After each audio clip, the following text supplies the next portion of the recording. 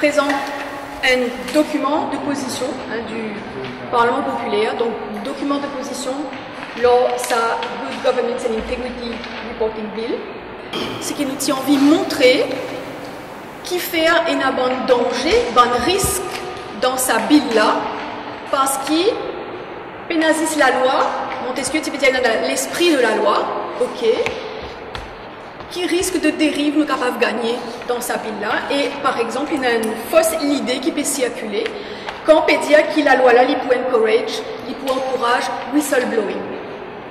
Et nous pouvons démontrer noir sur blanc d'ailleurs que la loi là, il ne peut pas encourager whistleblowing, il peut encourager la délation. Donc, moi, je explique ça, n'est-ce pas? Après, un autre point aussi, c'est que la loi qui encourage la bonne gouvernance, il est important encourage la bonne gouvernance dans un pays, il y a un consensus généralisé dans le pays qui vise la bonne gouvernance, vise la lutte contre la corruption, et il y a un consensus général dans le pays qui vise la lutte contre l'enrichissement criminel, ok, seulement il faudrait guetter qui moyen les mettre là-dedans. Et justement, un bill code a un problème en matière de séparation des pouvoirs, mais pas pose question, est-ce que si déjà bill là il pose un problème au niveau de séparation des pouvoirs, est-ce qu'il est plus bon pour la démocratie dans le pays? Nous trouvons que quand on étudie la loi Bader, nous trouvons que l'Integrity Reporting Services Agency, premièrement, comme Catherine fait dire, il y a un grand problème.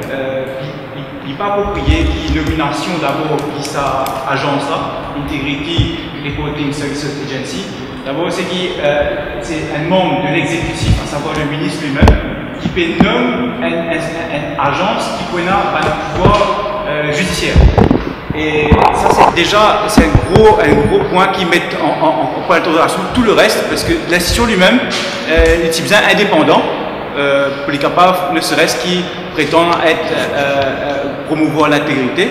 Deuxièmement, il y a un point qui peut m'aider pour nous trouver nos week-ends de semaine de cela, c'est atteinte à la Constitution. Donc, pour nous, nous ne sommes pas capables de temper avec la Constitution quand nous pouvons mettre en question un droit fondamental comme la présomption d'innocence ou bien le droit au silence. Et nous aussi, pour nous préconise une modification de la Constitution il passe par un processus approprié, c'est-à-dire qu'on peut bien modifier la Constitution, d'abord il passe par un référendum et qui inclut tout un parti et qui n'est pas limité à la société civile. Par rapport à ce qu'il nous peut faire ici, nous avons l'impression que c'est un bricolage de la Constitution qui met en question l'édifice lui-même. Parce que quand nous tirons une branche de sa Lego là, c'est tout l'édifice qui est capable de tomber et il est capable de contradictoire, c'est un parti à construire capable de contradictoire, incohérent, comment mettre domaine qui dit dans le week-end de 2 semaines de cela. Et troisièmement, une modification de la Constitution, justement, il bizarre et dans sa droit de regard du référendum, comment les Mauriciens finissent dire clairement dans les dernières élections de 2014, en décembre, il y a presque un an de cela, les Mauriciens disent nous pas d'accord qui modifie la Constitution sans passer par un référendum, c'est ça qu'ils se finissent dire, effectivement. Parlement populaire. Ce n'est pas une organisation politique, ce n'est pas non. C'est un forum que tout le monde a venir exprimer. Donc, débat fait dans la contradiction. Et première chose que j'ai envie de faire ressortir, c'est que le Parlement, à aucun moment, aucun membre, pas de reset la loi là. Bon, vous venez dans les détails. D'abord, la loi là met nous dans un point, c'est-à-dire, lisez une perspective pour encourager l'honnêteté et combattre fraude, corruption, man dit bien qui finit acquérir par une façon qui n'est pas correcte. Mais dans tout là où il y a un pilier fondamental,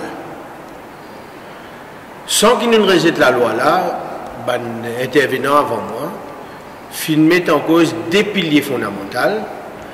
Un premier pilier, c'est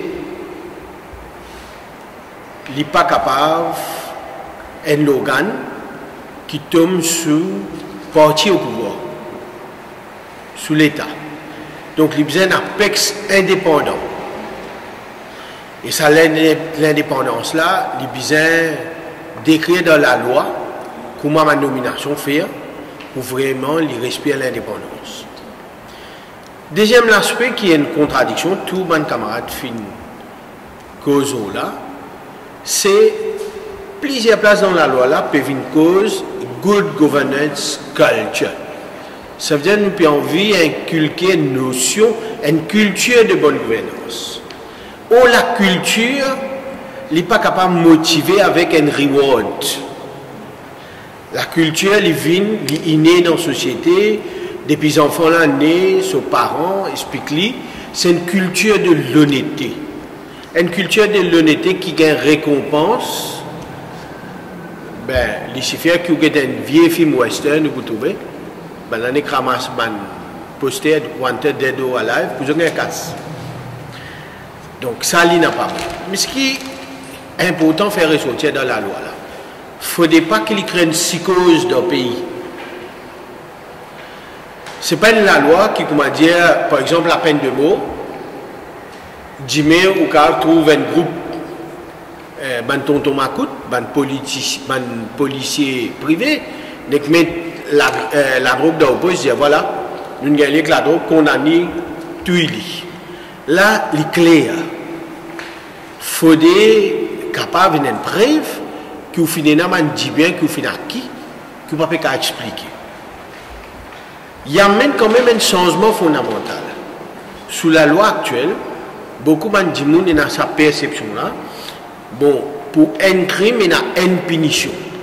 Ça veut dire que si on arrête un trafiquant de la drogue, un dealer, il a fait prison. Une fois qu'il est sorti de prison, il devient Mr. Clean.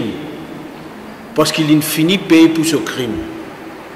Ça, la loi là ouvre une perspective, c'est que toute chose qui est liée avec ce crime-là, il reste un délit.